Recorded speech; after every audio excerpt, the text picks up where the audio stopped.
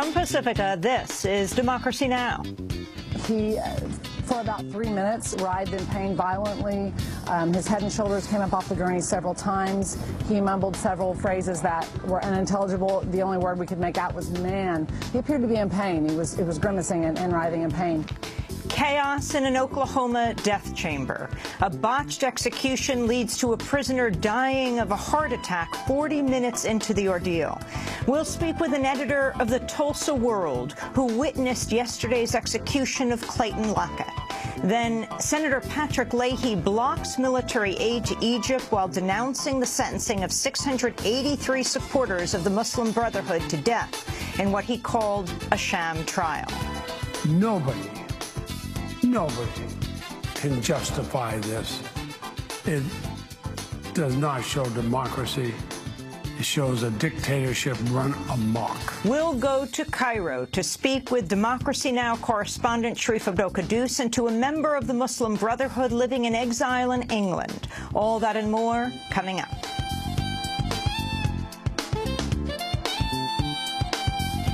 Welcome to Democracy Now!, democracynow.org, The War and Peace Report. I'm Amy Goodman. An Oklahoma death row prisoner has died of a heart attack after a botched execution Tuesday night.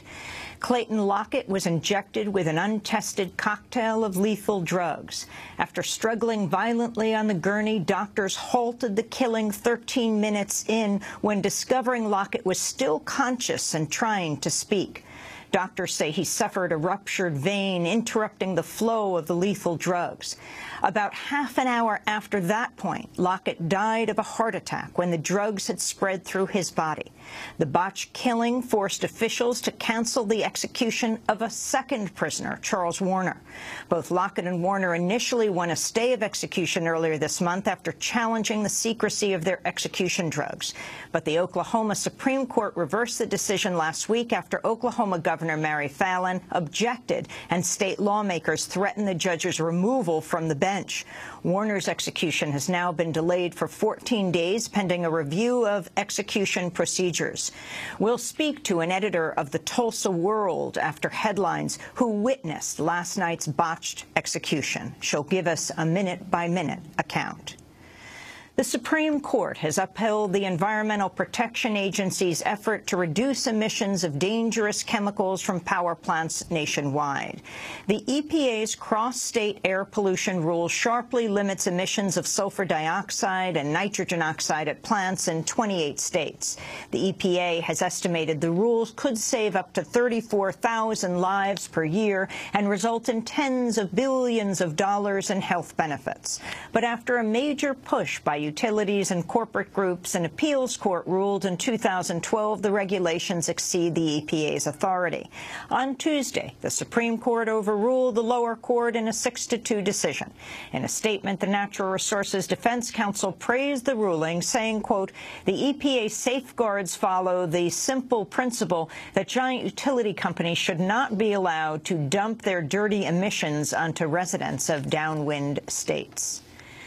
The death toll from tornadoes in the Midwest and South has risen to at least 34. The storms have caused deaths in Mississippi, Tennessee, Alabama, Iowa, Oklahoma, and the worst-hit state, Arkansas. President Obama has declared Arkansas a major disaster area. More than 200 people have been wounded and over 2,000 homes damaged or destroyed. Strong thunderstorms are now sweeping the region today, hampering the recovery effort and threatening more damage.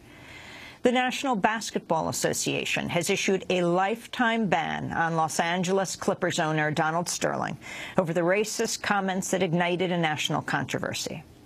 A leaked recording captured Sterling berating his girlfriend for associating with African Americans in public. After a 2-day investigation, NBA Commissioner Adam Silver announced Sterling is banned for life and will be pressured to sell the team. Effective immediately, I am banning Mr. Sterling for life from any association with the Clippers organization or the NBA. Mr. Sterling may not attend any NBA games or practices. He may not be present at any Clippers facility, and he may not participate in any business or player personnel decisions involving the team. As for Mr. Sterling's ownership interest in the Clippers, I will urge the Board of Governors to exercise its authority to force a sale of the team, and will do everything in my power to ensure that that happens. Sterling has also been fined $2.5 million, the maximum under league rules. He's the first sports owner ever to receive a lifetime ban from his league. The NBA will need approval from 2/3 of owners to force a sale. Several teams have already signed on to voting for Sterling's expulsion. The commissioner's move followed an outcry led by NBA players past and present. And what would have marked a historic display of protest, the NBA Players Union has confirmed players were prepared to boycott Tuesday night's 3 playoff games if Sterling did not receive the maximum punishment. NBA Union Vice President Roger Mason said players now want an exact timetable for when owners will vote on Sterling's forced sale. I reached out to other players around the league and made it clear that the players were ready to boycott the games if this type of action was not something that Adam Silver felt was necessary. I'm happy to come here today and say that as players, we're very happy with the decision, but we're not content yet. We want immediate action. We want a timetable from the owners as far as when this vote's going to happen. While Clippers owner Donald Sterling's comments sparked national outrage, the case has drawn attention to how previous allegations of his racial discrimination went largely unnoticed. In 2009, Sterling paid more than $2.7 million to settle federal allegations of driving out people of color from apartment buildings he owns. A former Clippers general manager also sued Sterling for racial bias, but lost in court. Iraq is holding nationwide elections today, the first since U.S. forces withdrew in late 2011. Prime Minister Nouri al-Maliki is seeking a new term in what's expected to be a tight race. The voting takes place amidst Iraq's worst violence since the sectarian conflict of 2006 and 2007, when tens of thousands of people were killed. Pro-Russian separatists have seized new areas of eastern Ukraine as the central government in Kiev loses further control. On Tuesday, hundreds of people stormed a government building in Luhansk without resistance and later fired on the local police headquarters. By taking the city, the pro-Russian militants now control 2 provincial capitals in eastern Ukraine. Earlier today, the separatists also seized government buildings in the town of Horlivka. Ukraine's interim government said today it is, quote, helpless to quell the unrest. The U.S. has failed to meet Tuesday's self-imposed deadline for a framework accord on a peace deal between Israel and the Palestinian Authority.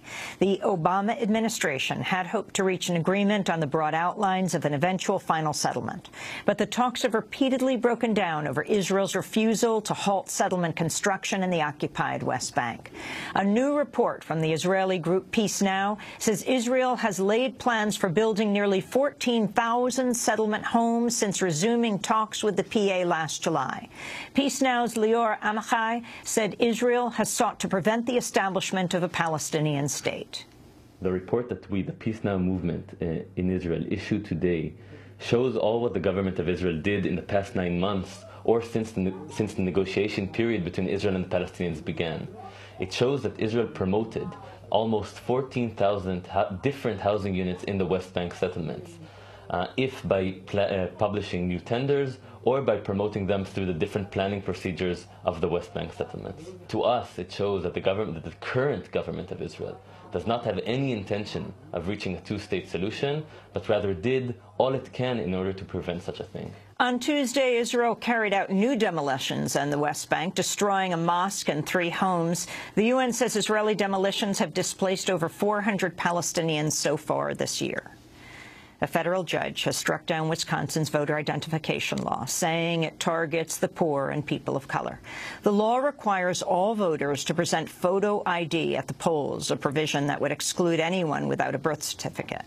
In her ruling, District Judge Lynn Edelman said the law mitigates, quote, the effects of past or present discrimination, burdening those less likely to have photo ID.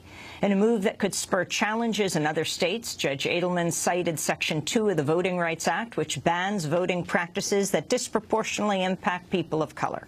In a statement, the American Civil Liberties Union called the ruling, quote, a warning to other states that are trying to make it harder for citizens to vote.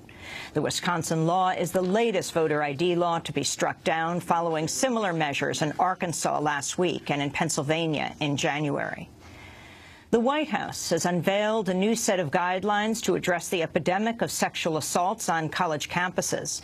A new task force report urges colleges to conduct anonymous surveys and adopt proven strategies for combating assault. Speaking at the White House, Vice President Joe Biden said campuses are failing to protect female students. We all know that many of our schools just aren't safe. We know the numbers. 1 in 5 of every one of those young women who's dropped off that first day of school, before they finish school, will be assaulted in their college years. We have to do everything in our power to protect them. These are our children. These are our wives, our daughters, our sisters. These people are you. I'm really proud that now you all have a report with very clear recommendations. The task force says the official rate of 1 in 5 female student victims is likely too low because many don't report the crimes against them. The report follows a rash of high-profile cases where schools across the country, from Brown to Florida State University, have been accused of mishandling sexual assault. Tennessee Governor Bill Haslam has signed a bill allowing mothers to face potential jail time if they use drugs during pregnancy. The measure says women can be criminally charged if their babies are born dependent on drugs. The bill sparked a national outcry from medical experts and reproductive health advocates who say it could discourage women from seeking help for addiction. In a statement, the ACLU said, quote, the Tennessee governor has made it a crime to carry a pregnancy to term if you struggle with addiction or substance abuse. A gunman wounded 6 people at a FedEx facility in Georgia Tuesday before taking his own life. 2 of the victims are in critical condition. The shooting comes days after Georgia enacted a law that massively expands weapons permits in public areas. And federal prosecutors are reportedly preparing criminal charges against 2 large French banks. Credit Suisse is being targeted for offering tax shelters to Americans, while BNP Paribas faces prosecution for doing business with countries targeted by U.S. sanctions. The New York Times reports the cases could produce the first guilty plea from a major bank in more than 2 decades. And those are some of the headlines. This is Democracy Now!, democracynow.org, The War and Peace Report. I'm Amy Goodman. And I'm Nermeen Sheikh. Welcome to our listeners and viewers around the country and around the world.